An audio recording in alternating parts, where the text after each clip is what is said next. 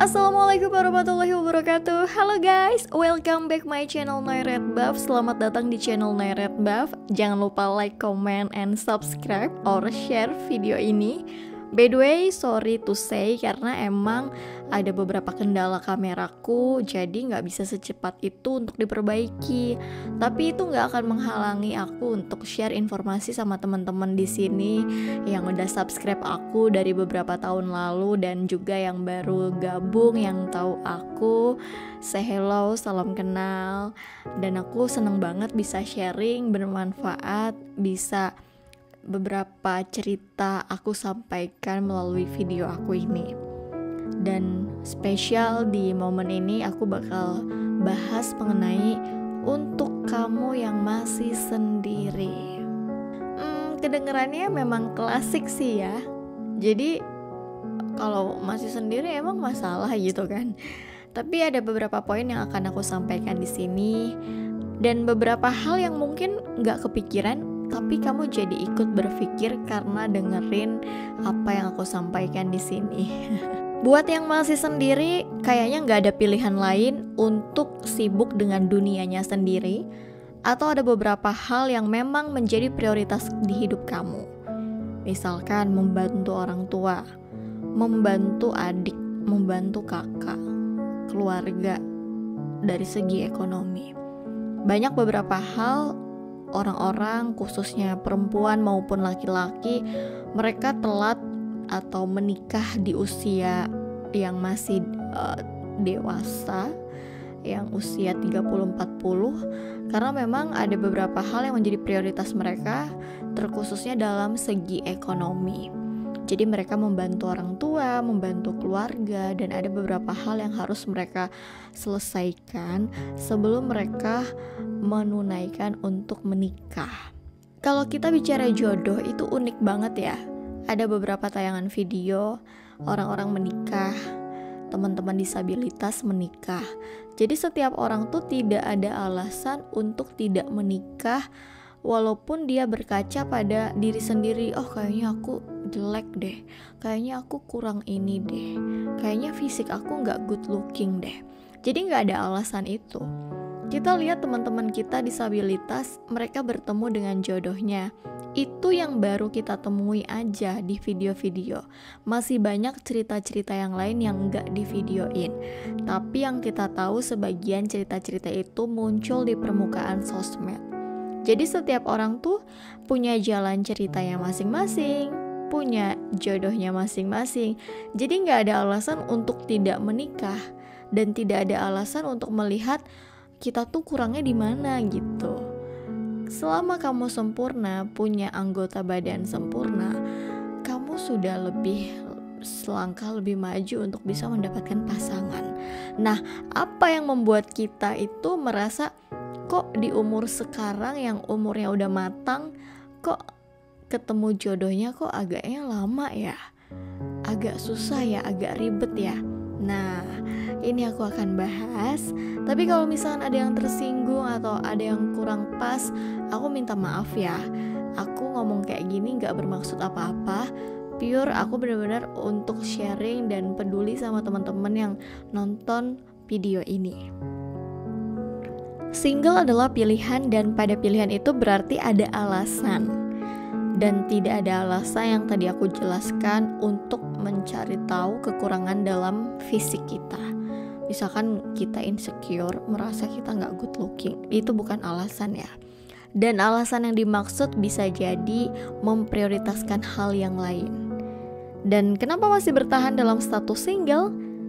Ya, jawabannya ada di dalam diri kamu sendiri. Kebanyakan menjawab kalau ditanya kenapa masih belum nikah, pasti jawaban klasiknya itu adalah ya belum ketemu jodohnya, mau gimana lagi. Atau jawabannya masih fokus berkarir, masih ada yang ingin dicapai dalam cita-cita. Gak apa-apa, semua orang punya jawaban, tapi tidak semua orang percaya diri dengan jawabannya. Artinya masih menjawab tapi di dalam hati dan pikirannya masih kepikiran, kok orang nanya gitu ya sama aku? Kenapa sih ngurusin hidup aku terus? Kenapa sih pengen tahu kehidupan aku nanya-nanya? Wajar kalau kita bete ditanya kayak gitu, karena itu hal sensitif.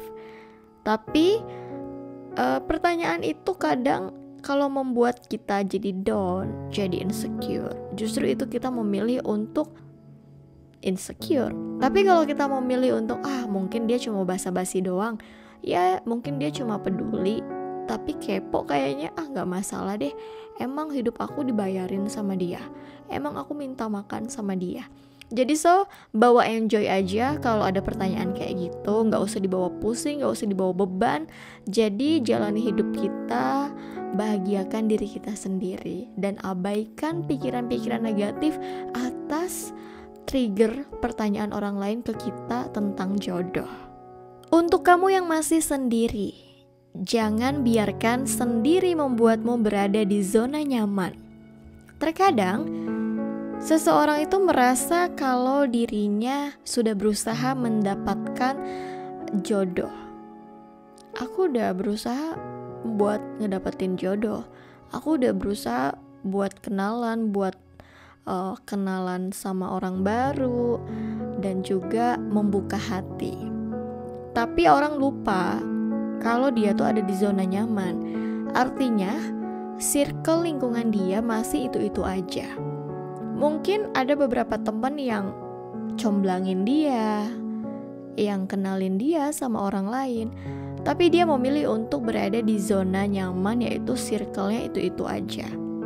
Tidak mau mengenal dunia luar, dalam arti apa yang ada di hidupnya itu ya kalau dikenalin sama orang ya dia ikut menanggapi, tapi dia gak mau berusaha untuk keluar dari zona nyaman itu. Misalkan contohnya, kita ada di kabupaten ini, kita ada di kabupaten A misalnya, terus kita ya udah di kabupaten A aja terus, tapi kita gak mau keluar dari zona itu. Cara keluarnya gimana? Apakah kita harus merantau? Sekarang kan zaman sosmed ya. Misalkan kita download aplikasi dating kayak Tinder, aplikasi-aplikasi yang membuat kita menambah circle pertemanan baru. Dan aku juga udah sampein sih di aplikasi itu kalau kita harus hati-hati dalam menggunakan aplikasi dating. Ada video aku yang ngejelasin tentang jodoh online. Bukan berarti kita harus ada di dunia nyata terus, tapi dunia maya kadang kita harus merambah, harus memperkenalkan diri kita. Karena agar apa? Agar kita tuh kayak gak stuck di dunia yang kita pilih kayak di kabupaten A terus, dan kita terjebak pada zona nyaman kita. Jujur ya, semakin kita menambah usia, semakin kita bertambah umur, circle pertemanan kita tuh semakin sedikit. Karena orang-orang yang dulunya deket, orang-orang yang dulunya teman-teman kita, mereka punya kesibukan dan juga prioritas masing-masing. Jadi kayak punya berbagai urusan sendiri-sendiri. Jadi mau gak mau mereka jadi jarang kontekan, lost contact sama kita gitu. Dan mereka sibuk dengan dunia mereka sendiri. Dan dengan bertambahnya usia, teman kita tuh cuma itu-itu doang yang kita temui di kantor, di tempat kerja. Jadi kita kayak nggak kayak nyaman aja gitu dengan temennya itu aja. Coba untuk menambah dunia sosialnya dengan ikut komunitas, baik itu komunitas olahraga, komunitas sosial, itu fine aja kok. Itu masih sah-sah aja, biar kamu bisa melihat dunia luar dan gak stuck di zona nyaman. Untuk kamu yang masih sendiri, temukan dirimu sendiri, temukan jati dirimu. Setiap orang memang kalau ditanya, kamu udah tahu belum passion kamu apa? Kamu udah tahu belum kamu sukanya apa, hobinya apa? Pasti mereka udah punya jawabannya dong. Tapi sebenarnya di dalam diri kita sendiri, ada beberapa orang yang belum menemukan jati dirinya sendiri. Dia masih bingung kalau ditanya itu, dia masih panjang lebar dan masih ada beberapa alasan yang dia buat gitu untuk ya sekedar menjawab aja, yang penting pertanyaannya terjawab. Tapi lebih dalam dari itu, mereka kadang menjawab hanya sekedar jawaban yang ya formalitas aja gitu.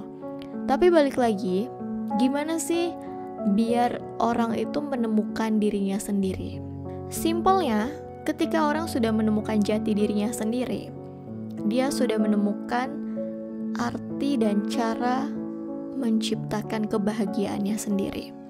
Artinya, dia tidak menggantungkan kebahagiaannya kepada siapapun, apapun, dan gimana pun cerita dan kondisinya. Dia tidak menggantungkan kebahagiaannya kepada hal tersebut. Jadi, dia udah tahu dirinya sendiri, apa yang dia mau, apa yang dia pengen, gimana dia harus menciptakan kebahagiaannya sendiri. Jadi dia udah menemukan beberapa hal yang dia lakukan. Pernah denger gak atau pernah lihat video kalau kebahagiaan adalah uang? Mungkin banyak orang kaya yang gak mengakhiri hidupnya. Kalau kebahagiaan adalah sebuah tempat, mungkin banyak orang yang berbondong-bondong untuk menuju tempat itu. Nah, ada beberapa versi kebahagiaan yang kita temukan yang sebenarnya itu gak selamanya, gak membuat forever kamu bisa stay happy di situ. Tapi balik lagi, kebahagiaan itu adalah sesuatu yang kita ciptakan untuk diri kita sendiri. Jadi kita tahu jawabannya. Bahagia yang kita pengen tuh yang kayak gimana. Karena bahagianya aku dan bahagianya kamu pasti punya versinya masing-masing kan? Dalam menemukan jati diri, itu pasti udah melewati berbagai banyak masalah, problematika kehidupan. Dan ada beberapa hal yang harus kamu ikhlaskan dalam perjalanan proses hidup kamu. Jadi kamu ketemu tuh sama diri kamu sendiri. Kamu ngerasa kamu memeluk diri kamu sendiri dengan berbagai hal yang udah kamu lewati. Kalau kamu udah ada di fase itu, pertahankan. Jangan kamu kebawa arus. Orang lagi nasihatin ini kamu ikut pemikirannya. Orang nasihatin itu kamu ikut pemikiran orang itu. Kalau kamu udah punya jati diri, kamu tahu kamu harus ngapain, kamu tahu jawabannya, kamu harus apa. Jadi gak terbawa arus nasihat-nasihat orang atau ceramah-ceramah yang mungkin pengen hidup kamu bahagia. Tapi kadang ceramah atau nasihat itu kan berbeda versi. Ada yang memang cocok buat kamu, ada yang memang gak bisa kamu terima. Tapi kamu paksa. Yang dipaksakan itu adalah sesuatu yang gak baik.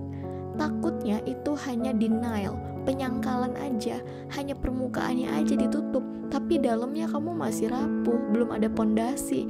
Makanya pertahankan jati diri kamu, pertahankan apa yang kamu mau, apa yang kamu pengen di masa depan. Kamu bertanya, hidup kamu nih buat apa? Kamu hidup apakah untuk mengumpulkan harta benda? Apakah cuman itu kebahagiaan yang membuat kamu bisa stay happy terus? Tapi kan jawabannya bukan itu. Karena setiap apa yang kita lakukan, apa yang terjadi itu kan dinamis ya. Gak bisa lurus terus, gak bisa belok terus. Jadi kan bergelombang. Kayak roda yang berputar, kadang kita di atas, di tengah, dan di bawah. Dan semua ceritanya pasti berbeda-beda. Kemarin, hari ini, besok, minggu depan, bulan depan, atau tahun depan kan akan punya ceritanya masing-masing. Dan itu pasti jalan skenarionya udah sesuai dengan Sang Maha Pencipta. Untuk kamu yang masih sendiri, benahi dirimu, jangan jadi mental korban. Beberapa orang yang memilih untuk sendiri aja atau belum menemukan pasangan yang cocok, ada diri yang belum dibenahi, ada trauma masa lalu yang masih dipelihara di dalam dirinya sendiri. Sebagian orang memilih untuk mempertahankan itu, walaupun di permukaan dia bilang aku udah move on, melabeli dirinya udah sembuh, udah bisa melewati proses itu. Tapi sebenarnya di lubuk yang paling dalam, dia belum sembuh, dia belum benar-benar move on, karena masih ada mental korban. Kalau semua orang punya mental korban, dia tuh gak bakal 100% untuk bisa membuka hati dan pikirannya kepada orang baru, kepada dunia baru. Jadi dia masih stuck dengan apa yang menurut dia itu baik. tapi sebenarnya dia masih memegang mental korban. Dia masih menyalahkan orang lain dengan apa yang dia rasakan di masa lalu. Dulu, sebelum aku belajar, aku sering banget nyalahin orang, nyalahin keadaan. Tapi sebenarnya apa yang terjadi di hidup aku, mereka tuh cuma perantara aja. Dan lebih dalam maknanya dari apa yang aku rasakan. Aku tuh disuruh belajar, aku tuh disuruh memahami diriku sendiri, memahami karakter aku, memahami sifat aku.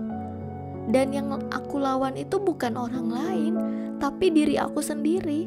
Bagaimana pada saat aku emosi, aku menahan. Jangan sampai aku blow up yang terlalu over. Jangan sampai aku melakukan sesuatu yang berlebihan. Makanya aku punya kontrol diri, belajar koreksi diri sendiri. Dulu kan aku banyak nyalahin orang. Ya, aku kayak gini tuh gara-gara dia. Aku begini tuh gara-gara orang itu. Tapi sebenarnya secara tidak langsung aku yang memilih mau diperlakukan seperti itu. Aku yang memilih sukarela menerima perlakuan orang lain seperti itu. Dan tanpa sadar, aku udah menyetujuinya. Tapi aku mikirnya orang lain salah. Nah, itu dulu aku belum belajar. Tapi setelah aku belajar, pelan-pelan, prosesnya aku tahu bahwa kejadian yang ada di hidup aku tuh disuruh belajar sama Sang Pencipta. Pelajarannya apa nih? Kesalahan aku apa nih? Jadi lebih lihat ke dalam diri. Jadi orang lain mau ngapain di hidup kamu itu gak akan berpengaruh besar sama hidup kamu. Ada orang yang dinyinyirin, terus dia ngedown, terus dia insecure.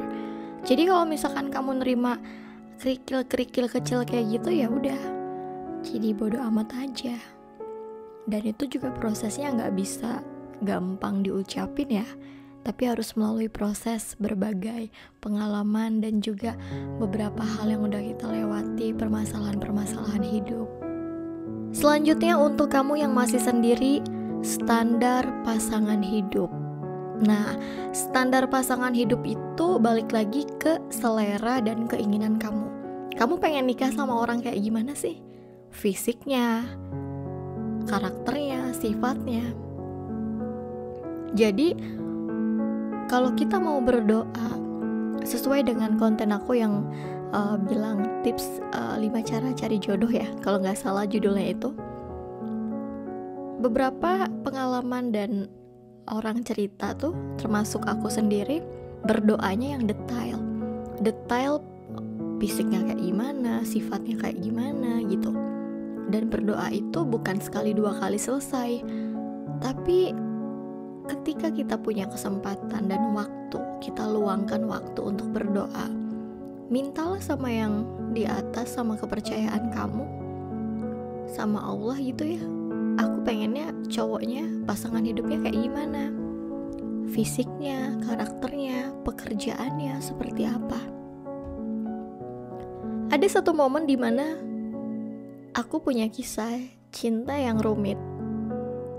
Tapi aku tuh berdoa gini, ya Allah, serumit apapun jalan ceritanya, kalau emang dia jodoh aku, berikanlah kemudahan.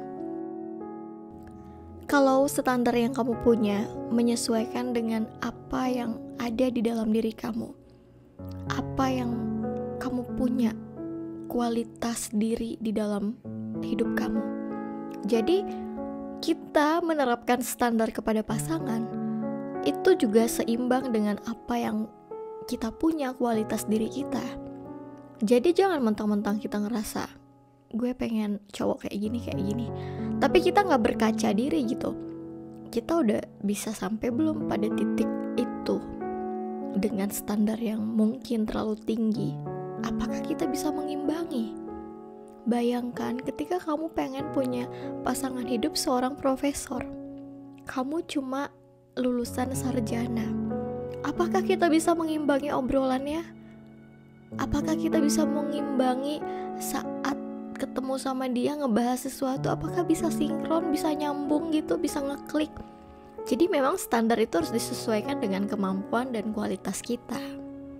Dan kalau kita ngerasa kayak segimana dikasihnya aja sama Allah, jangan. Kalau nanti dikasihnya cowok-cowok yang gak beres, cowok-cowok yang KDRT atau cowok-cowok yang suka main cewek, nambah berat juga ujian hidup kamu. Jadi kita memang harus punya standar. Tidak usah terlalu tinggi dan tidak usah terlalu apa adanya gitu. Jadi terapkan standar itu sesuai dengan seimbangnya kamu dan kualitas diri kamu. Dan yang terakhir untuk kamu yang masih sendiri.